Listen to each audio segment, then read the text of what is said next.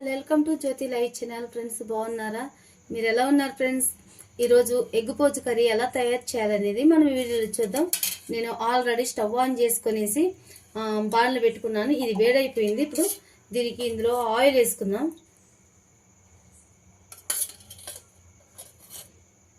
1.5 గంట వేసుకున్నా.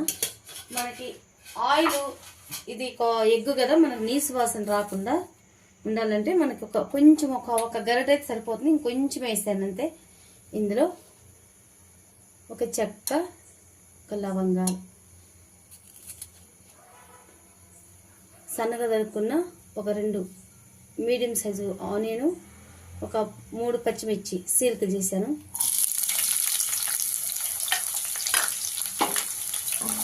ఫ్రై చేసుకున్నాను. ఓకే, నేను ఒక 1/2 స్పూను సాల్ట్ వేసుకున్నాను. మనకి సాల్ట్ వేసుకున్నట్లయితే మనకి జల్దీ కూడా మనకి ఫ్రై అయిపోతుంది. మనకి ఆనియన్ కూడా మనకి టేస్ట్ కూడా బాగుంటుంది. ఇందులో అల్లం వెల్లుల్లి పేస్ట్ 1 స్పూన్ వేసుకున్నా. కరివేపాకు వేసుకుంటే మనకి ఫ్లేవర్ చాలా బాగుంటుంది. ఇందులో మనకి పసుపు కూడా ఒక 1/2 స్పూన్ వేసుకున్నా. ఇది పచ్చివాసన మనకి అల్లం వెల్లుల్లి పచ్చివాసన మనకి పోయిందాక మనము ఇది ఇలా ఫ్రై చేసేసుకున్నాం. ఒక 2 నిమిషాలు జస్ట్ అంతే. ఇందులో మనకి సన్నగా తరుక్కున్న టమాటా, ఒక మీడియం సైజు 4 టమాటాలు తీసుకున్నా. ఇది చక్కగా ఫ్రై చేసేసుకున్నాం. హైలోనే ఒక 2-3 నిమిషాలు పెట్టుకొని ఫ్రై చేసుకున్నాం. మనం మధ్యలో ఇలా కలుపుకుంటూ మూత పెట్టేసుకున్నాం. కనీసం ఒక 5 నిమిషాలైనా పడుతుంది మనకి. మీడియంలో స్టవ్ పెట్టేసుకున్నాం. ఎగ్ కర్రీ అనేది చాలా బాగుంటుంది, చాలా ఇష్టంగా తింటారు. మనకి కరివేపాకు కూడా ముందుగానే వేసాను కదా, అందులో మనకి తాలింపులోనే మగ్గిపోతుంది అనమాట. పిల్లలకి తెలియకుండానే పెద్దవాళ్ళు పిల్లలు కూడా చాలామంది కొంచెం కరివేపాకు ఇష్టపడిన వాళ్ళు ఉంటారు. ఇది ఖచ్చితంగా తెలియకుండానే పిల్లలు తినేస్తారు ఈ కరివేపాకు. ఓకే, చాలా బాగుంటుంది. మీరు కూడా ట్రై చేయండి ఫ్రెండ్స్. ఇది ఒక 5 నిమిషాల దాకా మనము మీడియంలో పెట్టుకునేసి మనము ఫ్రై చేసుకుందాం. టమాటాని బాగా గుజ్జు అయిన దాకా ఇదిలాగానే ఫ్రై చేసుకుందాం. మధ్యలో మనము మూత తీసుకుంటే కలుపుకోవాలి. 5 నిమిషాలు అయింది. చక్కగా ఇలా గుజ్జు అయిపోయింది. ఇందులో మనం కారం వేసుకుందాం. ఆల్రెడీ నేను పచ్చిమిర్చి వేస్తున్నాను కాబట్టి 1/2 స్పూను కారం వేస్తున్నా. ఇంకా మీకు ఇంకా కావాలనుకుంటే కొంచెం వేసుకోండి. కారం పచ్చిమిర్చి ఉంది కాబట్టి ఇప్పుడు ఈ 1/2 స్పూన్కి ఆ పచ్చిమిర్చికి కారం సరిపోతుంది. ఇప్పుడు ఇంకొక 3 నిమిషాలు మనం ఇలాగనే మీడియంలో పెట్టుకొనేసి మూత పెట్టుకుందాం.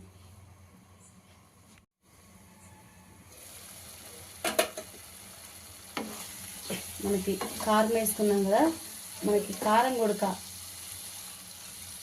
పచ్చివాసన అనేది లేకుండా, కారవాసన లేకుండా మనకి ఫ్రై అయిపోయింది. ఇప్పుడు ఇందులో కొంచెమే వాటర్ వేసుకుందాం.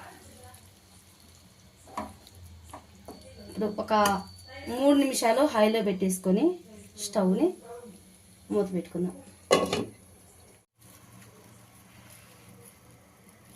ఓకే, ఇప్పటికి నేనంతా కరెక్ట్గా ఉప్పు కారము అన్నీ నేను చూసుకున్నాను. ఉప్పు కారం అంతా కరెక్ట్గా ఉంది. ఇందులో ఎగ్స్ కొట్టుకేసుకోవాలి.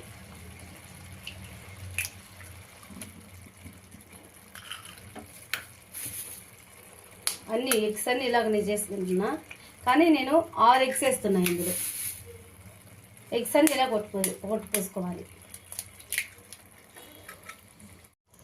ఇలా ఎగ్స్ అన్నీ ఇలా కొట్టుకోసేసుకొనేసి మనం ఒక మూత పెట్టుకొని ఒక 5 నిమిషాలు గుడ్డుని కదలపకుండా అలాగనే మూత పెట్టేసుకుందాం. 5 నిమిషాలే. ఒక 5 నిమిషాలు అయిపోయింది. చూడండి ఎలా చక్కగా వచ్చిందో. దీని మీద చికెన్ మసాలా వేస్తున్నా. ఎక్కువ వేసుకోవద్దు, ఉరకట్ట సల్లి కొంచెం వేసుకోవాలి అంతే. జస్ట్ అంతే, మనకి నీసు వాసన రాకుండా ఉండటానికి. ఈ యొక్క గరిటె పెడుతున్నా, ఎందుకంటే ఈ గరిటె పెడితే చక్కగా ఇచ్చేస్తుంది. ఇలా మొత్తము రౌండ్ చేసేస్తున్నాం. ఎగ్గుకు నీట్గా కూడా వస్తుంది, తిరిగిపోకుండా. ఇప్పుడు తిప్పేసుకున్నాం కదా, ఇది ఒక 3 నిమిషాలు దాకా మనము హైలోనే ఉంచేసుకొని ఇలా కొత్తిమీర చల్లేసుకున్నాం. ఇప్పుడు మూత పెట్టేసుకున్నాం. 3 నిమిషాలు మనము హైలోనే ఉంచుకున్నాం స్టవ్ని. ఓకే ఫ్రెండ్స్, మనకు 3 నిమిషాలు అయిపోయింది. చక్కగా కూర రెడీ అయిపోయింది. చాలా బాగా వచ్చింది. మీరు కూడా ట్రై చేయండి ఫ్రెండ్స్, చాలా చాలా బాగుంటుంది.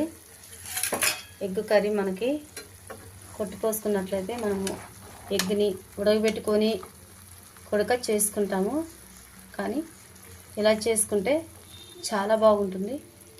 ఓకే ఫ్రెండ్స్, మనము స్టవ్ ఆఫ్ చేసేసుకుందాం. ఓకే ఫ్రెండ్స్, మనకి ఎగ్ పోచు కర్రీ రెడీ అయిపోయింది. చాలా చాలా బాగా వచ్చింది. మీరు ఇలాగనే ట్రై చేయండి. నా వీడియో మీరు ఫస్ట్ టైం చూస్తున్నట్లయితే లైక్ చేయండి, షేర్ చేయండి, సబ్స్క్రైబ్ చేసుకుంటూ కామెంట్ చేయండి ఫ్రెండ్స్. Bye friends.